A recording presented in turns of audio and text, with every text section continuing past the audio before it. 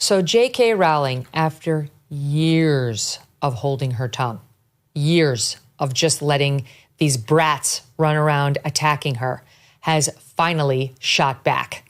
And it is scathing. It is beautiful, and it is clearly written by someone who's made $1 billion plus with her writing skills. Okay. First, she notices that she's seeing a lot of comment about those remarks we just played by Emma Watson. She says, I want to make a couple of points. I'm not owed eternal agreement from any actor who once played a character I created. Emma Watson and her co-stars have every right to embrace gender identity ideology. However, Emma and Dan in particular have both made it clear over the last few years that they think our former professional association gives them a particular right, nay, obligation, to critique me and my views in public. Years after they finished acting in Potter, they continue to assume the role of de facto spokespeople for the world I created. When you've known people since they were 10 years old, it's hard to shake a certain protectiveness. For the past few years, I've repeatedly declined invitations from journalists to comment on Emma specifically. Ironically, I told producers I didn't want her to be hounded as the result of anything I said. She speaks of that clip that we just watched. The television presenter in the attached clip highlights Emma's all witches speech, and in truth, that was a turning point for me. But it had a postscript that hurt far more than the speech itself. This is the one in which Emma attacked JK in 2022. Emma asked someone to pass on a handwritten note from her to me, which contained the single sentence, I'm so sorry for what you're going through. She has my phone number. This was back when the death, rape, and torture threats against me were at their peak, and I was constantly worried for my family's safety. Emma had just publicly poured more petrol on the flames, yet thought a one-line expression of concern from her would reassure me of her fundamental sympathy and kindness. Like other people who have never experienced adult life uncushioned by wealth and fame, Emma has so little experience of real life, she's ignorant of how ignorant she is. She'll never need a homeless shelter. She's never going to be placed on a mixed-sex public hospital ward. I'd be astounded if she's been in a high street changing room since childhood. Her public bathroom is single occupancy and comes with a security man standing guard outside the door. Has she had to strip off in a newly mixed-sex changing room at a council-run swimming pool? Is she ever likely to need a state-run rape crisis center that refuses to guarantee an all-female service? To find herself sharing a prison cell with a male rapist who's identified into the women's prison? I wasn't a multimillionaire at 14. I lived in poverty while writing the book that made Emma famous. I therefore understand from my own life experience what the trashing of women's rights in which Emma has so enthusiastically participated means to women and girls without her privileges.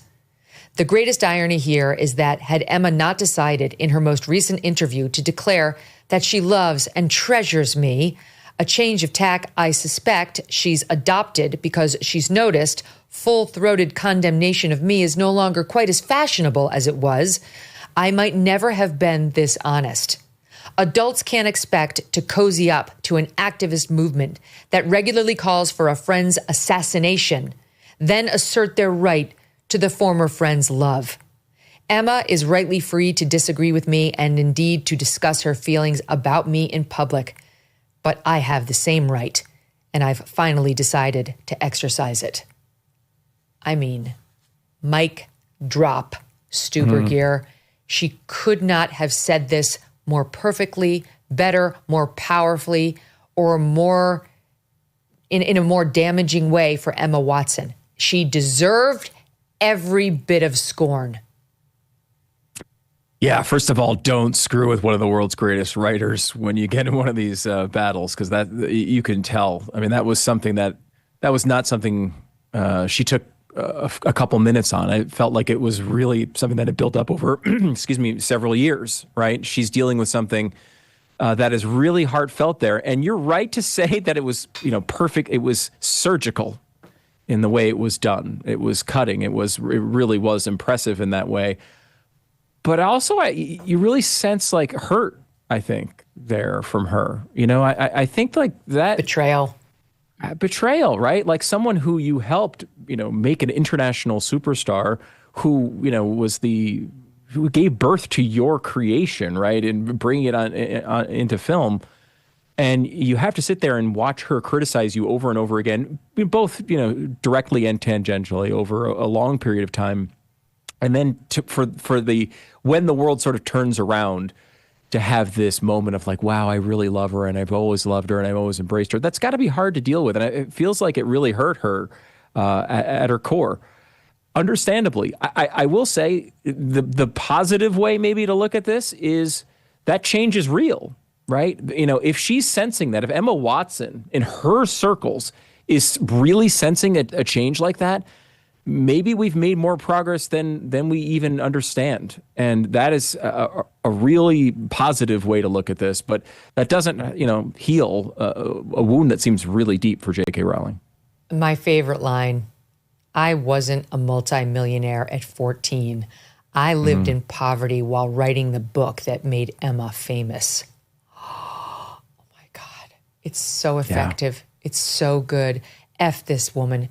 And her betrayal of J.K. Rowling when J.K. Rowling needed a friend, when she could have used just silence.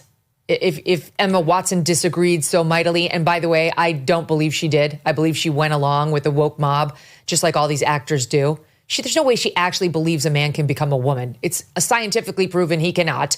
And so even just her silence would have been something, but she joined in. She piled on. So did Daniel Radcliffe. He should not escape this either. He was just as disgusting to her. And those were the ones that burned. As J.K. Rowling was dealing with death threats and having to amp up her security to protect her family, those are the ones she was thinking about, because we wouldn't even know Emma Watson's name if it hadn't been for J.K. Rowling.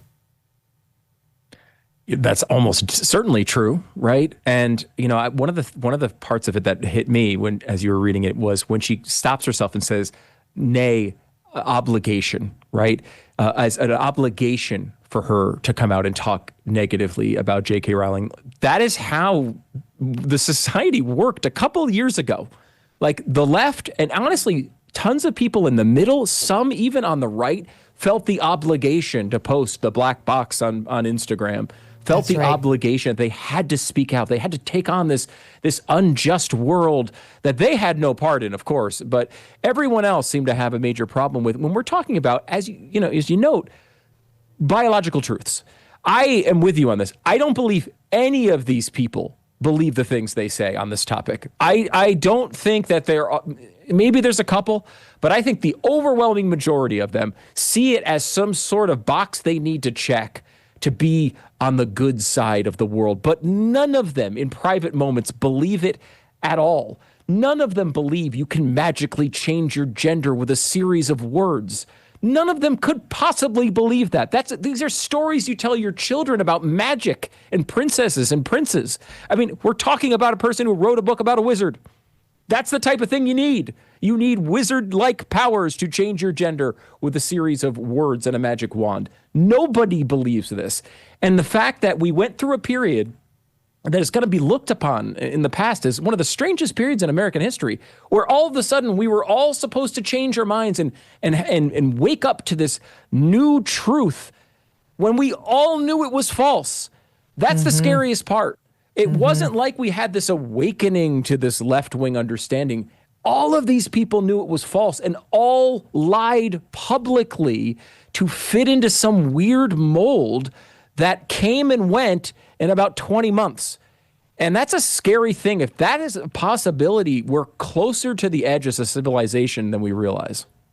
Honestly, like this, you must call out your dear friend out of obligation, or you're a bad person, or you somehow endorse every thought they have. Unless you publicly attack your friend, you're responsible for all that person's thoughts and opinions is absurd. And I will just say it goes on to this day. And it's wrong. It's deeply wrong. And shame on Emma Watson for bowing to the mob. Good for J.K. Rowling for calling her out. I am clearly on the Rowling team. When inflation jumps, when you hear the national debt is over $37 trillion, do you ever think maybe now would be a good time to buy some gold? Whether as a hedge against inflation, peace of mind during global instability, or just for sensible diversification, Birch Gold Group believes every American should own physical gold. And so they created something special. Until September 30th, if you are a first-time gold buyer, Birch Gold is offering a rebate of up to $10,000 in free metals on qualifying purchases. To claim eligibility and start the process, request an info kit right now. Just text MK to the number 989898. Plus, Birch Gold can help you roll an existing IRA or 401k into one in gold, and you're still eligible for a rebate and free metals of up to $10,000. So make right now your first time to buy gold and take advantage of a rebate of up to $10,000 when you buy by September 30th. Text MK to 989898 to claim your eligibility and get your free info kit now. Thanks so much for watching. If you like what you just saw, hit the subscribe button for more clips and full episodes.